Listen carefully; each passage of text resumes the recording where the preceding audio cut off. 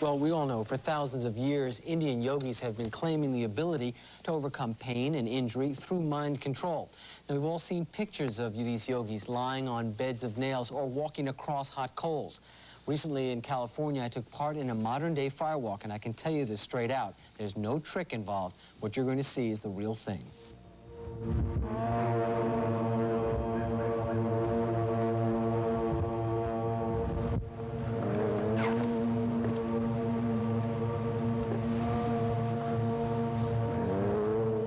These 50 people have gathered together in the high Sierra Mountains of California to experience something you might consider strange.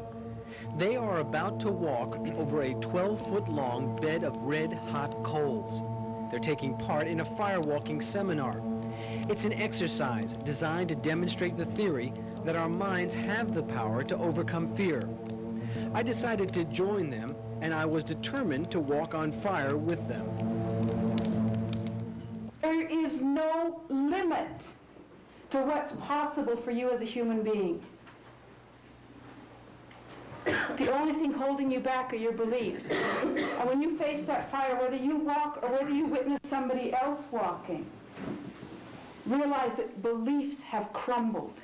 Once you see how incredibly simple it is to walk on those coals without burning your feet, the only thing that will prevent you from stepping out on that coal bed is fear.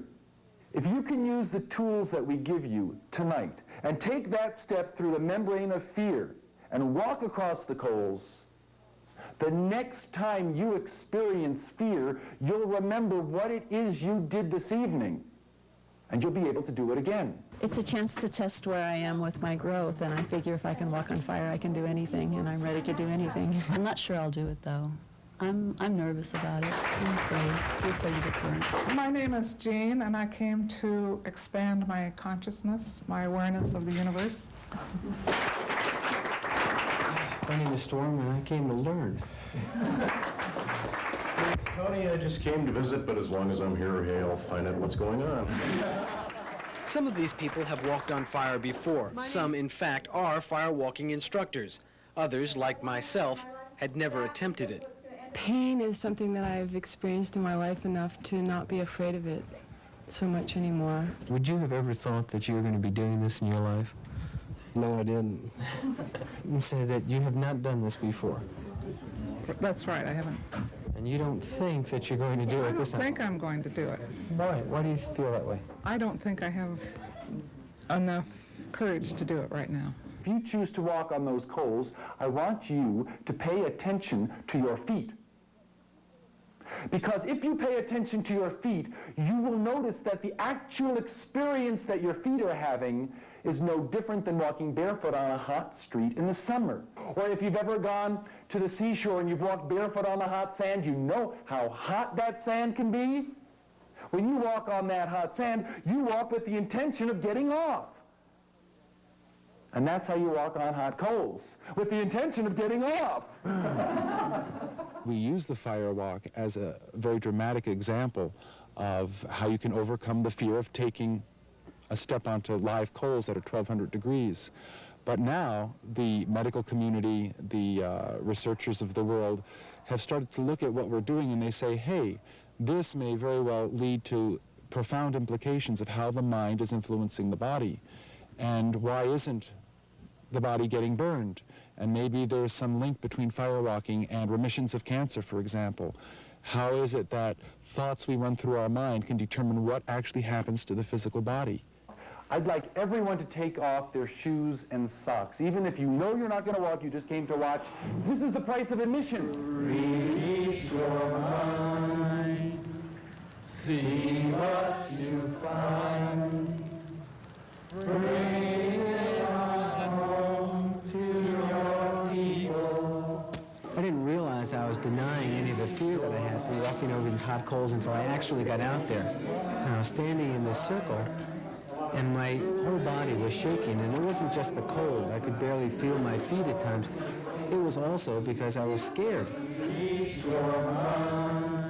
The fire has burned for 3 hours. The coals are then raked out and pounded down to a smooth layer. At previous fire walks, these fires have been recorded in excess of 1,200 degrees Fahrenheit. On this night, sleet and snow sifted through the mountain air. My feet might have been cold, but the fire was definitely hot.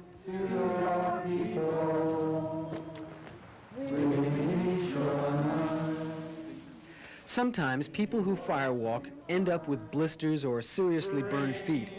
Most of the time, they don't. No one is quite sure why unprotected bare feet on red-hot coals don't usually burn. Is the mind causing some kind of chemical reaction which protects the feet, or is it something else? People who have studied the phenomenon have varied opinions. I have seen so many ways in which the mind can influence the body.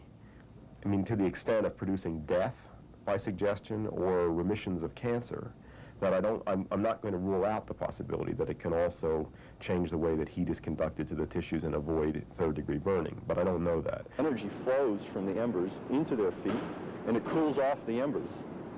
And your feet warm up a little bit, but not enough to burn you as long as your feet are not there too much. You know, whether it's belief in physics or whatever he wants to say.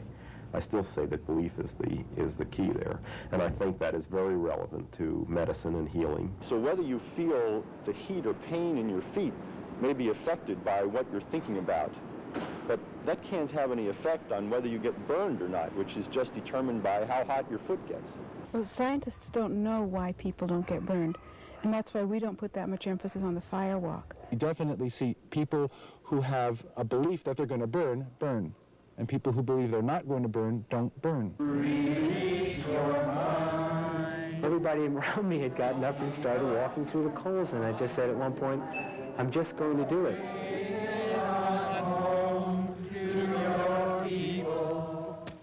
I didn't even realize I was out in the coals until I was halfway there. And when I was halfway there, I said, oh my God, look what I'm doing. And it was only because I had decided to do it that I went through with it. And I walked through, came out, and then we looked at my feet afterwards, and I was surprised. It felt like I had burned myself. It felt sensitive, and yet the bottom of my feet were unchanged, and at the moment feel pretty good. I didn't know whether my feet were hot or cold, so I just walked around, but I felt this elation, and this went, wow. I said, well, you know, I can do it. 4 or 5 steps, I'll be across, and I did. Great. You know, it seemed like you waited until the very end. I did. Everybody else got through and didn't go up in a cloud of smoke. So it was like when I got across and felt the cool grass, you know, I thought, I don't have burned feet, and I can do anything.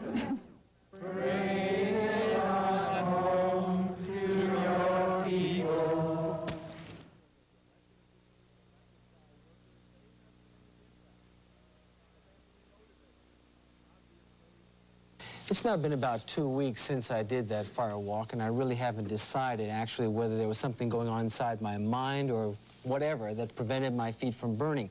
One thing I do want you to know, this is not something that you should try going out and doing without expert supervision. This is not a parlor game. You don't clear the stakes over and try and walk across your grill.